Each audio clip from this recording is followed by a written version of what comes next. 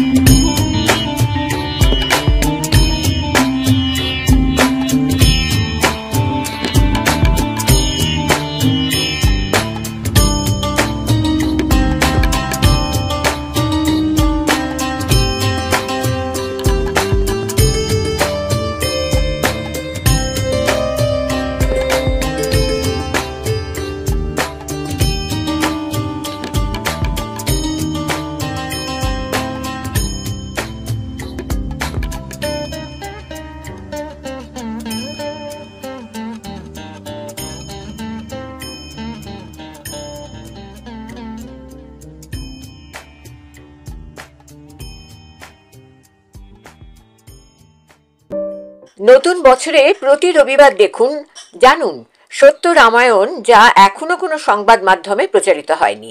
একসময় এই সত্য রামায়ণ আদালতের নির্দেশে নিষিদ্ধ ঘোষিত হয়েছিল, পরে সে নির্দেশ উঠে যায়। কেন? তবে কি আদালত এই সত্য রামায়ণকে মান্যতা দিয়েছিল? দশরথের কি আরও 350 জন স্ত্রী ছিল? ঋষ্যশৃঙ্গ মুনি কি রাম, লক্ষ্মণ, ভরত, শত্রুঘ্নের পিতা? দেবী সরস্বতী কি কৈকেয়ীর দাসী মন্থরা? নারদের অভিশাপেই কি বিষ্ণুর মর্তে রাম হয়ে জন্মগ্রহণ? সীতা কি সম্মতি দিয়ে রাবণের সঙ্গে লঙ্কায় যান? রাম কি লক্ষ্মণকে হত্যা করতে চেয়েছিলেন? এমন অনেক অজানা তথ্য জানতে দেখুন সত্য রামায়ণ দিগদর্শন চ্যানেলে। প্রতি রবিবার রাত 10টায় প্রকাশিত হবে। লগ ইন করুন, সাবস্ক্রাইব, বেল আইকন ছুঁয়ে গ্রাহক হন।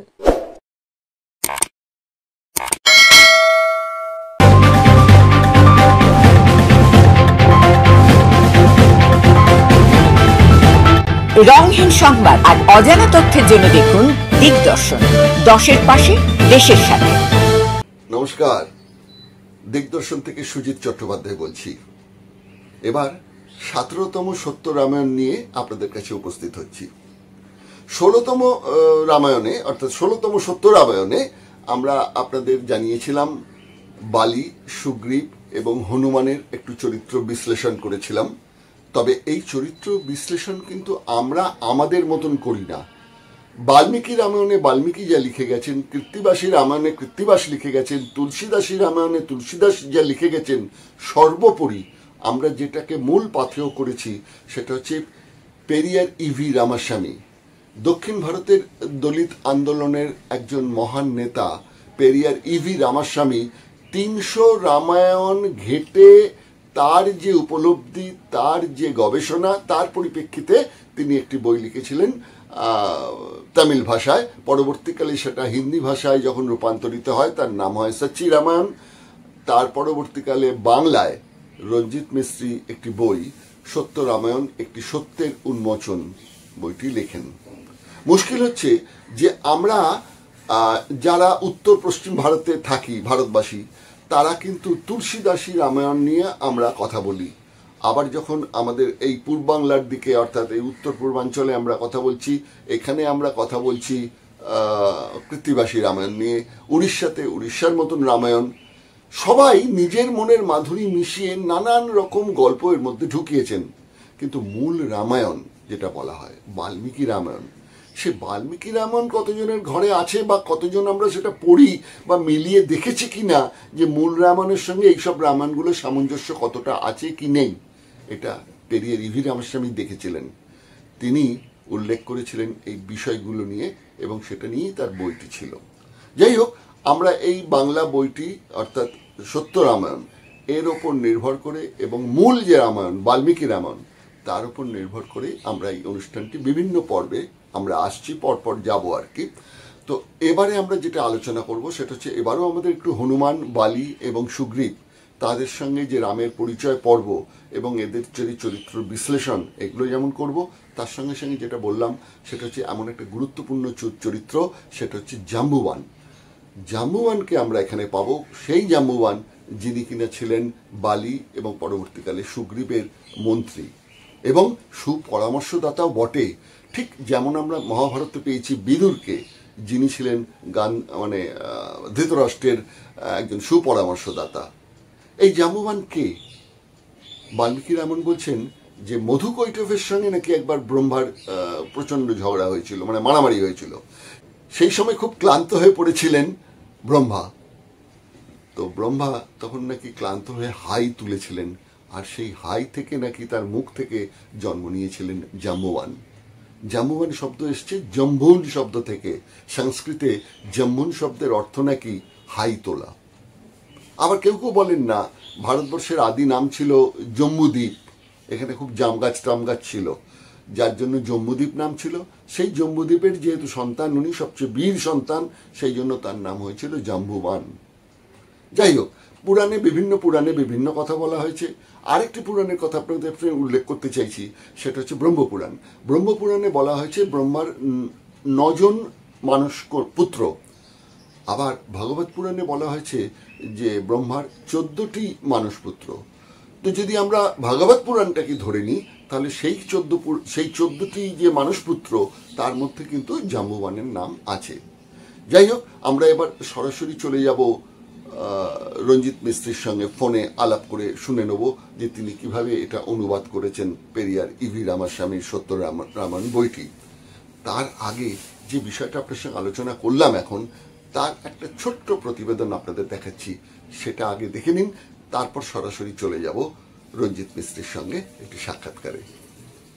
মহাভারতে হনুমানের সঙ্গে ভীমের সাক্ষাৎকারে হনুমান বলেছেন, আমি বানররাজ কেশরীর পুত্র বটে, কিন্তু আমার ঔরসজাত পিতা পবনদেব। কিন্তু আজকের রামভক্ত রাজনৈতিক নেতাদের না আস্থা আছে বাল্মীকির ওপর, না আস্থা আছে তুলসীদাসের ওপর। কৃত্তিবাসের কথা ছেড়েই দিই, কেননা ভারতের উত্তর পশ্চিম বা দক্ষিণে কৃত্তিবাসকে তো কেউ চেনেনি না। 2018 রাজস্থান বিধানসভা নির্বাচনের আগে উত্তরপ্রদেশের মুখ্যমন্ত্রী হনুমানকে দলিত বলেছিলেন, কেননা রাজস্থানের নির্বাচনে দলিতদের ভোট তখন প্রয়োজন ছিল। এরপর থেকেই শুরু হয়ে যায় হনুমানকে তুমি আমাদেরই লোক এটা প্রমাণ করার। মহন্ত রাধেশ্যাম তেওয়ারি বলেন, হনুমান মোটেই দলিত নন। যোগীজির কথায় অমিত শাহ চটে গিয়েছিলেন। ব্রাহ্মণ্যবাদী সংগঠন জানায়, হনুমানকে দলিত বলায় তাকে অপমান করেছেন যোগীজি। হনুমান আসলে ছিলেন ব্রাহ্মণ, তার গলায় তো পৈতে আছে। উত্তরপ্রদেশের বিজেপি নেতা বিনীত আগরওয়াল সারদা দাবি করেন যে হনুমান রামের দত্তক পুত্র, জাতিতে বৈশ্য। আরেক মুসলিম বিজেপি নেতা ভুক্কাল নবাব বললেন, হনুমান তো মুসলিম, মুসলমানদের নাম দেখেননি, সোলেমান, ওসমান, তেমনি তো হনুমান। বিজেপির আরেক সাংসদ হরিওম পান্ডে তিনি বলেন, হনুমান তো ব্রাহ্মণ। উত্তরপ্রদেশের আরেক বিজেপি মন্ত্রী চৌধুরী লক্ষ্মীনারায়ণ তিনি বললেন, হনুমান ছিলেন জাট। এরপর আরেক বিজেপি নেতা বিধায়ক রঘুরাজ সিংহ ও জ্ঞানদেব আহুজা বললেন, হনুমান ঠাকুর সম্প্রদায়ের। এবং আরেকজন বললেন, পৃথিবীর আদিম আদিবাসী নেতা তো হনুমান, সমাজবাদী দলের শিবশঙ্কর যাদবও পিছিয়ে থাকবেন কেন? তিনি বললেন, হনুমান যাদব। বিহারের আরএলডি নেতা চৌধুরী সুনীল সিংহ বললেন, হনুমান চাষির বেটা। হনুমান যে কোন জাতির সেই সম্পর্কে হনুমান ভক্তরাও এখনো সিদ্ধান্তে আসতে পারেননি। রয়ে যায় বালিপুত্র অঙ্গদ ও রাজা বালি ও পরবর্তীকালে রাজা সুগ্রীবের পরামর্শদাতা জাম্বুবানের কথা। জাম্বুবান সম্পর্কে আমরা ডিটেলসে এবার একটু জানতে পারবো। হ্যালো, রঞ্জিত বাবু নমস্কার। হ্যাঁ, আমি দিগদর্শন থেকে সুজিত বলছিলাম। হ্যাঁ, আমি রঞ্জিত মিস্ত্রি বলছি, বলুন। দাদা, প্রতি রবিবারের মতন এবার রবিবারেও আমরা পরিবেশন করতে চলেছি সত্য রামায়ণের 17তম পর্ব। প্রতিটি চরিত্র ধরে ধরে আমরা পৌঁছে গিয়েছিলাম রামের বনবাস। সেখান থেকে কিষ্কিন্ধায় খুঁজে পাওয়া সুগ্রীবকে খুঁজতে রাম এসেছেন। সেখানে বানরের সঙ্গে আলাপ, বানরদের সঙ্গে আলাপ, হনুমানের সঙ্গে আলাপ, এই প্রসঙ্গটা আমরা ওখানে দেখেছি। আমরা আজকে যে প্রসঙ্গে আলোচনা করতে চাই তাতে মূলত প্রথমে দুটো চরিত্রের কথা বলবো। একটা হচ্ছে বালি, যিনি রাজা ছিলেন কিষ্কিন্ধার, তাকে যখন অন্যায়ভাবে হত্যা করলেন রাম, তার পুত্র হচ্ছেন অঙ্গদ। এখানে যদি রাজা রাজরাতের হিসেব ধরা হয় তাহলে যিনি রাজা হন তার ছেলে তো রাজা হওয়ার কথা, তার ভাইয়ের তো রাজা হওয়ার কথা নয়। রামচন্দ্রের ক্ষেত্রে যেমন রামচন্দ্রের বিকল্প হয়েছিলেন ভরত, কারণ রামচন্দ্রের সন্তান ছিল না তখনো পর্যন্ত, বিয়ে হয়নি, বিয়ে হয়েছে। তো তো তা নয়, এখানে তো বালির পুত্র রয়েছে, সে রীতিমতো তখন মানে প্রাপ্তবয়স্ক। তাহলে এখানে বাল্মীকি বা অন্যান্য রামায়ণ রচয়িতা বংশানুক্রমে বালির পুত্র অঙ্গদকে রাজা না করে সুগ্রীবকে রাজা করার ব্যাপারটা কি টোটালটাই তাহলে ষড়যন্ত্রটা রামচন্দ্রের? একদম তাই, এটা সম্পূর্ণ ষড়যন্ত্রটা রামচন্দ্র করেছে। বালি যেহেতু মানে অনেক শক্তিশালী ছিল এবং ক্ষমতাবান ছিল, তাই যে কোনো অবস্থায় বালিকে ওখানে জায়গা করে দেবে না এবং বালিকে সরিয়ে দেবে, যার ফলে এটা করা হয়েছে। তো এই যে বালিকে মেরে ফেলা হলো, এবং মেরে ফেলা হলো মানে সুগ্রীবের পক্ষে সম্ভব ছিল না বালিকে মেরে ফেলা। রাম ঝোপের আড়াল থেকে তীর ছুঁড়ে মারলেন। তা এটা কি ধরনের ক্ষত্রিয় ধর্ম? এ তো কয়েকবার আপনার সঙ্গে আলোচনা হয়েছে যে রাম এই ধরনের ঘটনা বারবার করেছে। যেখানেই দেখেছে যে ও সরাসরি লড়াই করতে পারবে না, সেখানেই ও এই ধরনের ষড়যন্ত্র করে চেষ্টা করেছে মারার। এটা উনি সবসময় প্রায় করেছেন। ওর কাপুরুষতার প্রমাণ তো বারবার আপনি পেয়েছেন, আমরাও পেয়েছি। এটাও তার আরেকটা দৃষ্টান্ত। বালি কত বড় শক্তিশালী সেটা তো আপনি রামায়ণে বারবার প্রকাশ করা হয়েছে যে বালি অনেক বেশি শক্তিশালী, এবং ওই কাপুরুষতার প্রমাণ রামের বারবার আছে। এটাও তার একটা নমুনা, এটা আপনি বলতে পারেন। আচ্ছা, এবার আপনাকে আমি যেটা আসতে চাইছি সেটা হচ্ছে যে বালি তো বধ হয়ে গেল, সুগ্রীব রাজা হলেন, বালির পুত্র অঙ্গদ, এবং আমরা দেখতে পাচ্ছি বালির যে স্ত্রী তাকে নিজের স্ত্রী হিসেবে অধিকার করে নিলেন আমাদের সুগ্রীব। তার মানে অঙ্গদের মাকে অধিকার করে নিচ্ছে কাকা।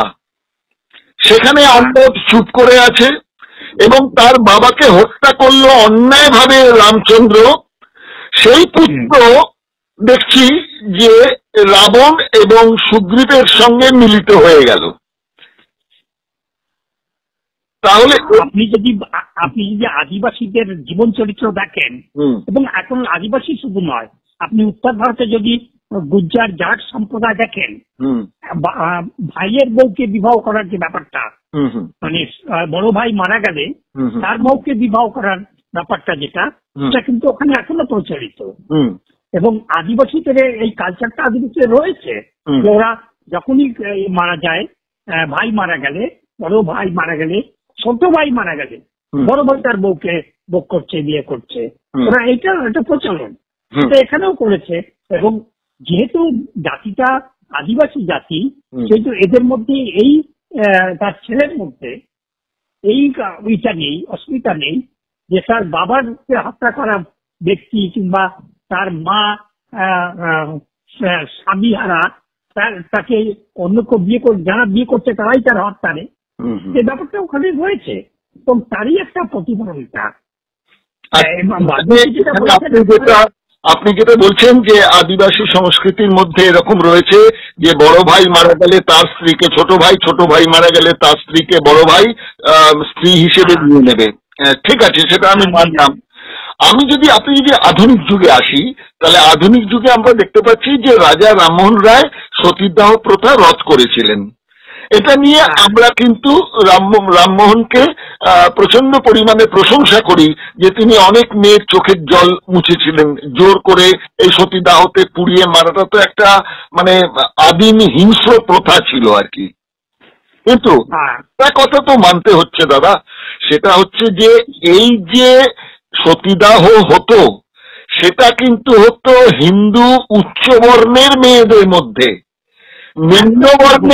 নিম্নবর্ণের হিন্দু বা আদিবাসী সেখানে কিন্তু স্বামী হারালে নারীকে পুড়িয়ে মারতে হবে এরকম ছিল না, তাকে বরঞ্চ বিয়ে করে আবার তাকে তার সম্মান দেওয়া হতো স্ত্রী হিসেবে।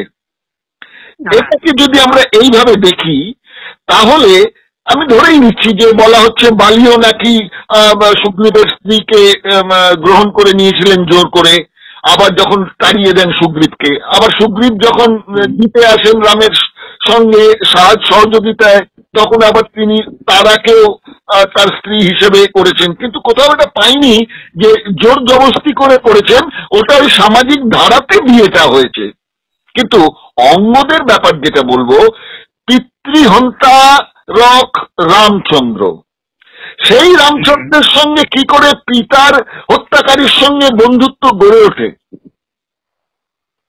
এটা একদিক থেকে বলতে পারেন এটা ওই জাতির দুর্বলতা, রাজাদের পোষণ করা কিংবা তোষণ করার যে ব্যাপারটা রয়েছে সেটা এই আদিবাসী জাতির মধ্যেও একটা তোষণমূলক ভাবনা চিন্তা রয়েছে।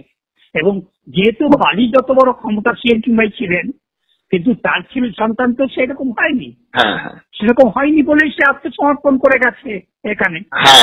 তাহলে ঠিক ঠিক, এটা তাহলে আমরা বলতে পারি যে অঙ্গদ দেখলো যে বাবা যখন মারাই গেছে তখন ওই বাবার জন্য বিদ্রোহী হতে গেলে আমাকে কিষ্কিন্ধা ছেড়ে চলে যেতে হবে, বরঞ্চ রাজ্য সুখ যতটুকু পাওয়া যায় এদের কাছে মাথা নত করে সেই সুখটুকু বরং আমি উপলব্ধি করি। মানে বাংলা একটা প্রবাদ আছে না, আপনি বাঁচলে বাপের নাম।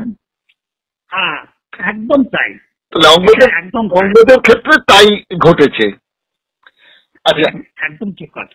আচ্ছা, এবার আরেকটা চরিত্রে আমরা আসি।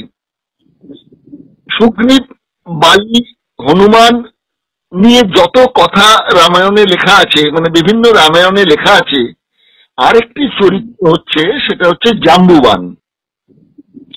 জাম্বুবানকে বলা হচ্ছে যে তিনি যেমন মহাভারতে আমরা বিদুরকে পেয়েছি যে ধৃতরাষ্ট্রকে শুভ বুদ্ধি দিতেন এবং ভালো পরামর্শদাতা ছিলেন, এখানেও দেখছি যে রাজা ছিল অর্থাৎ বালি কিংবা পরবর্তীকালে সুগ্রীব, তার সুপরামর্শদাতা এবং মন্ত্রী ছিলেন জাম্বুবান। ওই জাম্বুবানের যে জন্ম ইতিহাস তাতে কিন্তু বলা হচ্ছে যে ব্রহ্মা নাকি একবার হাই তুলেছিলেন পরিশ্রান্ত হয়ে, সেই হাই থেকে নাকি জাম্বুবানের জন্ম হয়েছে। কেননা জিম্ভন মানে হচ্ছে হাই, সংস্কৃত শব্দ জিম্ভন, সেখান থেকে হাই।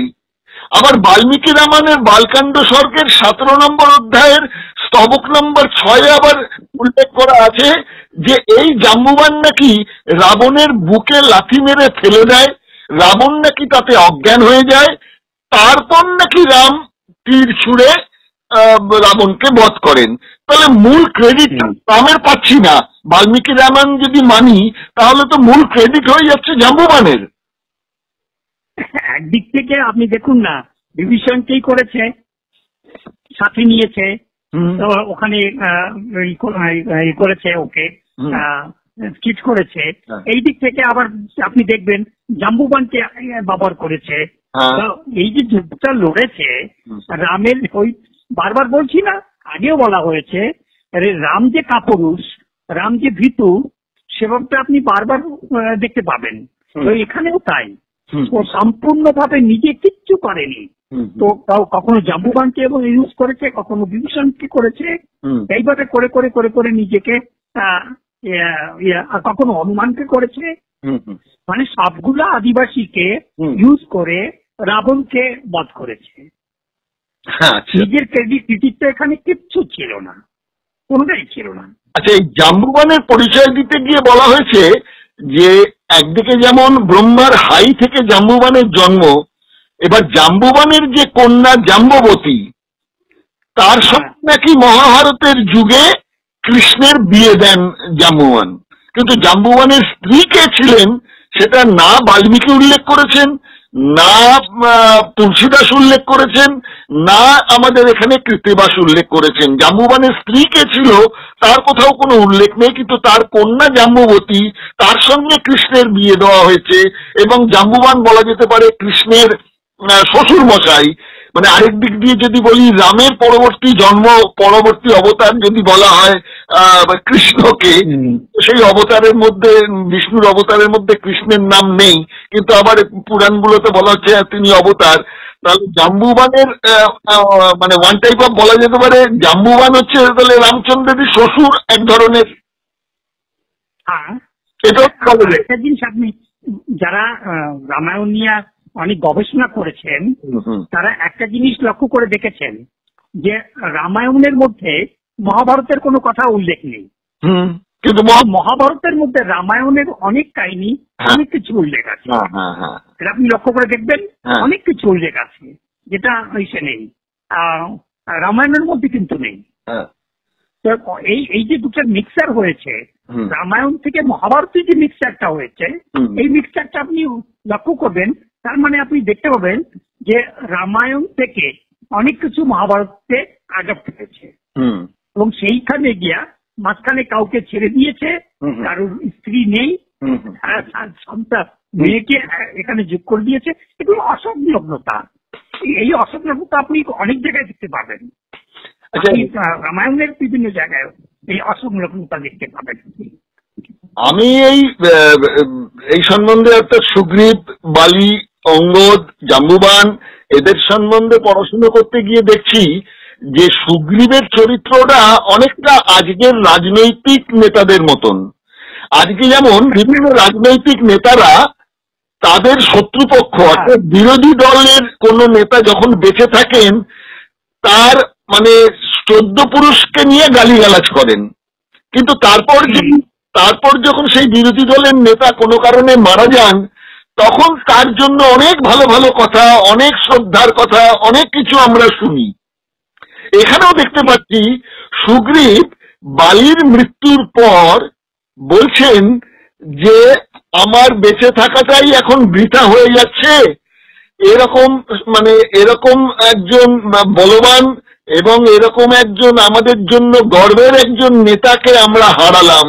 সেটা এই কিষ্কিন্ধা কাণ্ডে আমাদের বাল্মীকি রামায়ণের 24 এবং 25 নম্বর সর্গে এটা উল্লেখ করা হয়েছে। তাহলে তো একই ব্যাপার যে তুমি যখন জানো যে তোমার ভাই এক মহান ব্যক্তি, মহান বীর এবং সৎ ব্যক্তি, তাহলে তুমি রামচন্দ্রকে দিয়ে তাকে হত্যাই বা করালে কেন? আর তাকে মেরে ফেলার পর তার সম্বন্ধে আবার এত গুণগানও গাইছো কেন? এটাও কি কারণ যে ওই কিষ্কিন্ধায় যাতে বানরদের মধ্যে যারা বালির সমর্থক ছিলেন তারা যাতে বিদ্রোহ না করে বসে? হ্যাঁ, এটা তো নাটক, একদম এটা তো নাটকই এটা করেছে। কোন বালির প্রতি কোন রকম শ্রদ্ধা কিংবা ছিল না, কিন্তু যেহেতু মৃত্যুর পরে এটা সবাই জানতো যে বালি অনেক মহান, সেই মানুষগুলোকে তো বোকা বানাতে হবে, যার জন্য ওখানে একটা বিলোপের রাস্তা তৈরি করে দিয়েছে। এখানে লেখককে অনেকটা সেইভাবে ভেবে চিন্তা করতে হয়েছে। সেই জন্যই বললাম রাজনৈতিক নেতাদের সঙ্গে খুব মিল। তাই আজকের যত রাজনৈতিক নেতা আছে মানে যারা ব্রাহ্মণবাদী মানসিকতা থেকে এসছে, তাই শুধু নয় আমাদের সমাজে অনেক মানে যারা তথাকথিত বামপন্থী তাদের মধ্যেও এই ব্যাপারটা রয়ে গেছে। তার আগে নিজেরা খাওয়া খাই করতো, মরে যাওয়ার পরে তাকে মহান একটা কিছু বলেছে। আপনি জ্যোতিবসু নিয়ে দেখুন না, আপনি বুঝতে পারবেন। ও তো আছেই। আমি রামায়ণের প্রসঙ্গে একটু বলি যে এখানে অযোধ্যার মানে কিষ্কিন্ধা কাণ্ডে, রামায়ণের কিষ্কিন্ধা কাণ্ডের 11 নম্বর সর্গ, সেখানে বাল্মীকি বলছেন সুগ্রীব রাজা হওয়ার জন্যই ভাইকে মেরে ফেলতে চেয়েছিলেন। এটা বিশ্বামিত্র বলছি, আমাদের বাল্মীকির উক্তি। আবার সেই বাল্মীকি উক্তি করছেন সেই কিষ্কিন্ধাকাণ্ডের 5 নম্বর সর্গে, সেটা হচ্ছে যে কাজ সুগ্রীব নিজে পারতেন না সেই রামের সাহায্য নিয়েছিলেন, যার থেকে প্রমাণ হয় যে সুগ্রীব যথার্থ অযোগ্য ছিলেন। তার মানে কিষ্কিন্ধার মতন একটা রাজ্যে এমন একজনকে রাজা করলেন রামচন্দ্র একদম ব্যক্তিগত স্বার্থে, যাতে তার স্ত্রী উদ্ধারে বানর সেনারা এগিয়ে আসে। তার জন্য কিষ্কিন্ধাকাণ্ডে একজন অযোগ্য লোককেও তিনি রাজা বানিয়ে দিলেন, একটি কি বলবো অসৎ উপায়, তাই তো? রাজা বানানো তো একটা উদ্দেশ্য মাত্র, রাজা বানানো তো তার নিজের স্বার্থ সিদ্ধির জন্য করেছে। একদমই এটা একেবারে স্পষ্ট ভাবে এটা প্রমাণ হয়ে যায় যে উনি রাজা করেছেন কেন। করেছেন একটাই কারণে, যাতে করে এই সমস্ত লোকগুলাকে তার নিজে বশ্যতা স্বীকার করে তার প্রতি। অযোগ্য লোকগুলি তো বশ্যতা স্বীকার করবে, সেই জন্যই সে করেছে। আর করে সে আস্তে আস্তে রাস্তাটা তৈরি করেছে যাতে সে রাবণকে বধ করতে পারে, আর রাবণকে ওখান থেকে সরিয়ে দিতে পারে, সীতাকে নিয়ে যেতে পারে। আমরা বাল্মীকি রামায়ণ থেকে এটাও জানতে পারছি যে হনুমান, সুগ্রীব এবং অন্যান্যরা রামকে এসে যখন জানালো যে লঙ্কায় রাবণের এক ভাইকে বিশ্বাসঘাতকতার জন্য তাকে যদি আমরা দলে নিয়ে নিই তাহলে রাবণকে হত্যা করা আমাদের সহজ হবে, রাম সে বিষয়টা জানতেন, তাই নাকি তিনি উত্তরে বলেছিলেন বিভীষণের মতন বিশ্বাসঘাতক নীচ লোকের আমার প্রয়োজন আছে। এটা নাকি বাল্মীকি রামায়ণের যুদ্ধকাণ্ডের 17 নম্বর সর্গে এটা নাকি উল্লেখ করা আছে। হ্যাঁ, এটা আছে। তাহলে প্রতি মুহূর্তে রামচন্দ্র চেয়েছেন যে যেন তেন প্রকারে কোন রাজ্যের ভালো মন্দ কিচ্ছু দেখার দরকার নেই, আমার উদ্দেশ্য হচ্ছে সীতাকে উদ্ধার করা যে কোনো উপায়। তাহলে এটা করতে গিয়ে যে কোনো ছলে বলে কৌশলে অসৎ পথ এগুলো তিনি অবলম্বন করেছেন। তাহলে এই অসৎ পথ অবলম্বন করে এগুলো কি ক্ষত্রিয় রাজাদের ধর্ম? রামের চরিত্রটাই তো সেরকম প্রথম থেকেই। রামের চরিত্রটা যেটাকে বাল্মীকি অনেক ভালো গুছিয়ে করার চেষ্টা করেছেন, কিন্তু ঐতিহাসিক পটভূমিকার থেকে আপনি দেখবেন তার চরিত্রটাই এরকম, সেইভাবেই তাকে প্রস্তুত করা হয়েছে সব জায়গায়। যখন সে সিংহাসনে বসার প্রশ্ন উঠেছে তখনও করেছে। লক্ষ্মণকে সে কি বলছে যে তুই আমার সঙ্গে থাকবি, পরে না তোকে আমি আমার রাজত্বের মন্ত্রী বানিয়ে দেবো, আমার সঙ্গে থাকবি। তাকে প্রলোভন দেখিয়েছে। কেন দেখিয়েছে? দেখুন না তার চরিত্র কত বড় ভিন্নতা। এই জন্য বলেছে যে লক্ষ্মণ যদি এড়ে বসে তবে ওর পক্ষে রাজার সিংহাসনে যাওয়া মুশকিল হয়ে যাবে, ওর জন্য তাকে চাটুকার বানিয়ে রেখে দিয়েছে। আচ্ছা, এগুলো তো প্রথম থেকে করেছে। আচ্ছা, আমাদের এই অনুষ্ঠান শেষ হয়ে আসছে, এই মুহূর্তে আপনার বইটা থেকে একটু উল্লেখ করছি। রামায়ণ এক সত্যের উন্মোচন, যে বইটি পেরিয়ার ভি রামাস্বামী আপনি বাংলা অনুবাদ করেছেন যে বইটি, এবং সে বইটি প্রকাশক হচ্ছে গিয়ে আপনার প্রিয়া বুক হাউস, কলকাতার কলেজ স্ট্রিট এই বইটি পাওয়া যাচ্ছে, খুব বেশি দামও নয় বইটির। যাই হোক, তো এই বইতে আপনি 73 নম্বর পৃষ্ঠায় যে অনুবাদ করেছেন তাতে বালি সম্পর্কে লিখেছেন যে বালিকে যখন মেরে ফেলা হলো তখন যখন একটু অনুশোচনায় একটু কাঁদছিলেন বোধহয় সুগ্রীব, তখন বালির মতো যোগ্য পুরুষকে মেরে ফেলার পর রাম এই কৃতকর্মের পক্ষ সমর্থন করে বলেছিল পশুদের মারতে গিয়ে ধর্মের বিচার করা ব্যর্থ। তবে রামের অনুসারে বালি কি পশু ছিল? তার মানে যদি আদিবাসী হয়ে থাকে তাহলে কি সে তাকে পশু হিসেবেই ট্রিট করেছে? মানে পেরিয়ার নিবেশ রামাস্বামী এরমই লিখেছেন। হ্যাঁ, তাই একেবারে তাই করেছে। এই যতগুলা আপনি দেখবেন যতগুলা ক্যারেক্টারকে নেওয়া হয়েছে তার সহকর্মী হিসাবে কিংবা সহযোদ্ধা হিসাবে সবগুলোই তো আদিবাসীদের নিয়েছে। আর আদিবাসীদের তো ব্রাহ্মণ্যবাদ তো আদিবাসীদের এখনো তারা বন্যপ্রাণী বলে মনে করে। হ্যাঁ, এখনো আপনি আজকেও দেখবেন যে এরা যারা আছে তারা তো এখনো বলে বনবাসী।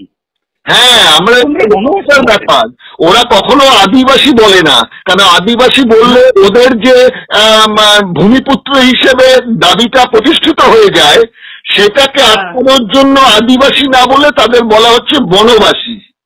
বনবাসী এটা তো রাম ঈশ্বর থেকে এসেছে, রামায়ণ থেকে নেওয়া হয়েছে।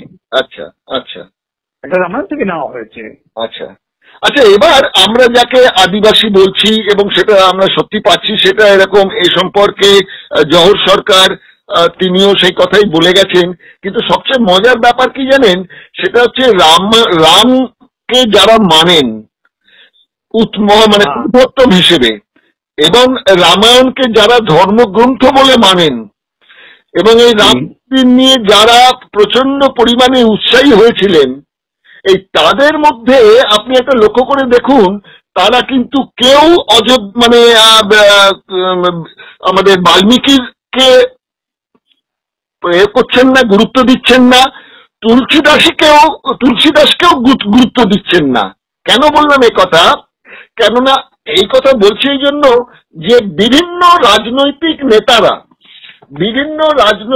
নেতারা কিন্তু তারা বলছেন যে, কেউ বলছেন রামচন্দ্র ব্রাহ্মণ ছিলেন, কেউ বলছেন রামচন্দ্র আপনার দলিত ছিলেন, কেউ বলছেন রামচন্দ্র আপনার কি বলে বৈশ্য ছিলেন, এবং একজন মুসলিম বিজেপি নেতা তিনি তো আবার বলেছেন আমাদের যেমন ওসমান, সোলেমান সব মান, তার মানে হনুমান, বানর, আর এই হনুমান আসলে নাকি মুসলিম ছিলেন, মানে এর কথাও বলছেন। এবং যোগীজি হনুমানকে দলিত বলেছেন বলে অমিত শাহ রেগে গিয়েছিলেন। তিনিও বলেছিলেন যে কেন তাকে দলিত বলা হচ্ছে। তার মানে বিজেপি এবং তার যে হিন্দুত্ববাদী সংগঠন, তাদের নেতারাও এখনো স্থির করে উঠতে পারেননি যে হনুমান কি জাতির লোক ছিলেন। ওরা তো ওকে, আপনি যদি উত্তর ভারতে যান রাজস্থানে, তবে রাজস্থানের যে হনুমানের মূর্তি লাগানো আছে, সেখানে আপনি দেখবেন ওরা মানে ব্রাহ্মণ বলে বলা করে ওখানে।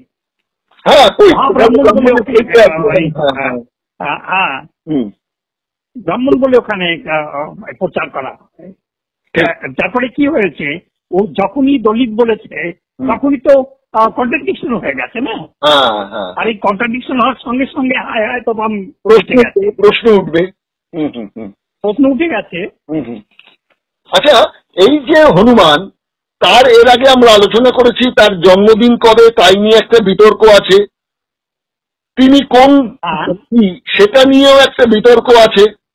আবার হনুমানের পার্টিকুলার জন্মস্থান কোথায় সেটা নিয়েও দেখছি বিতর্ক হচ্ছে। মানে তারাও মানে হনুমান চালিসা যারা পড়েন বা যারা রাম ভক্ত, রামায়ণ যারা প্রবল হিন্দুত্ববাদী, তারাও সিদ্ধান্ত নিতে পারছেন না যে হনুমানের জন্ম কোথায় হয়েছিল।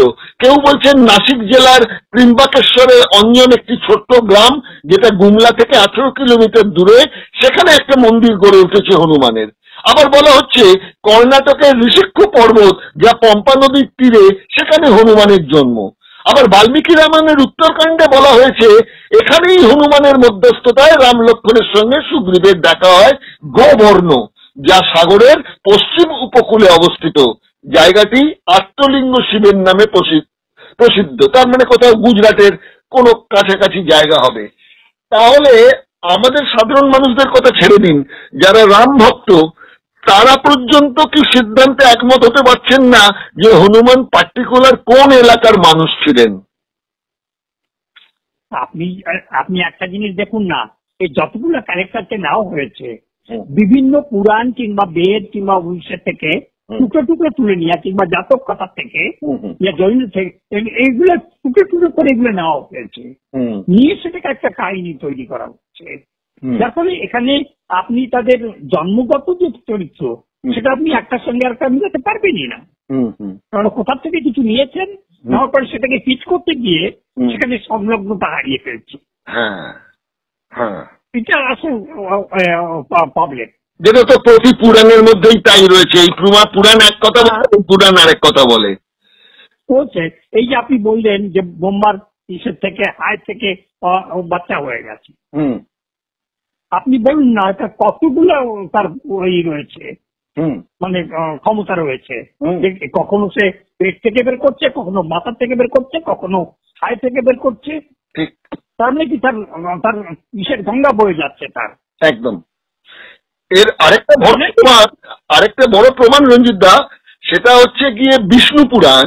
বিষ্ণু পুরাণে বলছে ব্রহ্মার 9 জন মানুষ পুত্র, ভৃগু, পুলস্থ, পুলহ, ক্রতু, অঙ্গিরা, মরিচি, দক্ষ, অত্রি ও বশিষ্ঠ।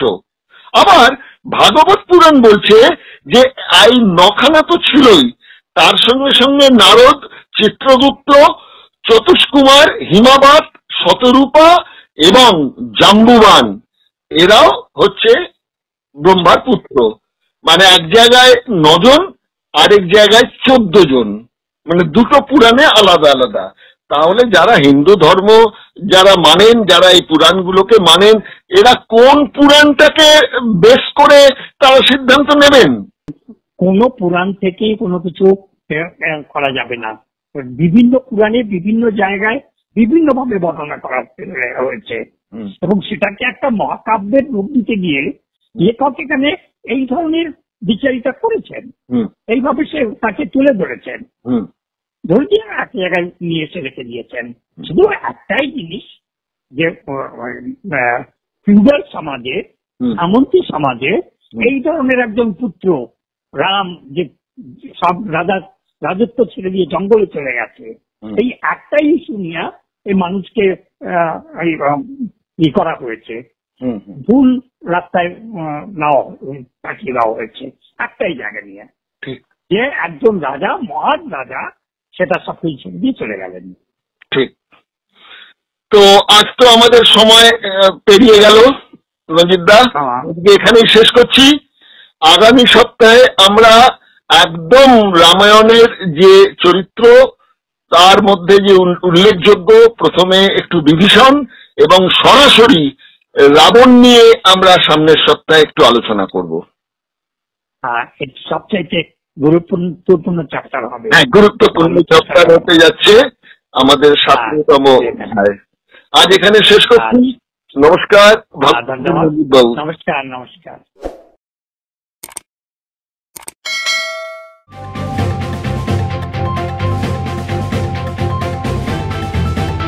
রংহীন সংবাদ আর অজানা তথ্যের জন্য দেখুন দিগদর্শন, 10-এর পাশে, দেশের সাথে।